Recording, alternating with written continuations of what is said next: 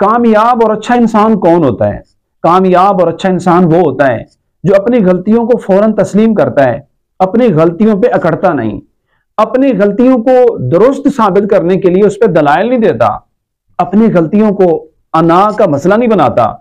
लेकिन जो आदमी खुद को तमाम मामलात में सही और बाकी तमाम लोगों को गलत समझे, सॉरी करने को ऐब और अपनी तौहीन समझे, माजरत की बजाय अना का मसला बना ले, इस आदमी की मिसाल तो उस दरख्त की तरह है कि जो फल से महरूम होता है और वो अकड़ा हुआ दिखाई देता है।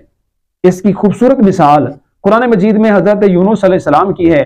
अल्लाह तबारक व तआला के सामने फौरन बोले, ला इलाहा इल्ला अंत सुब्हानका इन्नी कुन्तु मिनज़ ज़ालिमीन। अपने इंसान होने को एक्सेप्ट किया, अपनी गलती को तस्लीम किया कि या अल्लाह तू तो गलतियों से पाक है, या अल्लाह तू तो कमजोरियों से बेआइब है, मैं इंसान हूं, मैं खता का पुतला हूं, इन्नी कुन्तु मिनज़ ज़ालिमीन। कामयाब इंसान गलती हो जाए तस्लीम करके फौरन उस पर सॉरी करता है, माजरत करता है।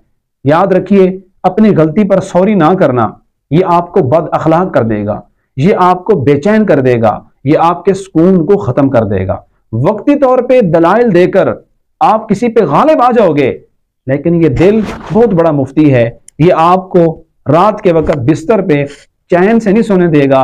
अल्लाह के नबी का फरमान है, जो आदमी झुक गया, जिसने तवाज़ु इख्तियार कर ली, अल्लाह उसकी इज्जत को घटाएगा नहीं।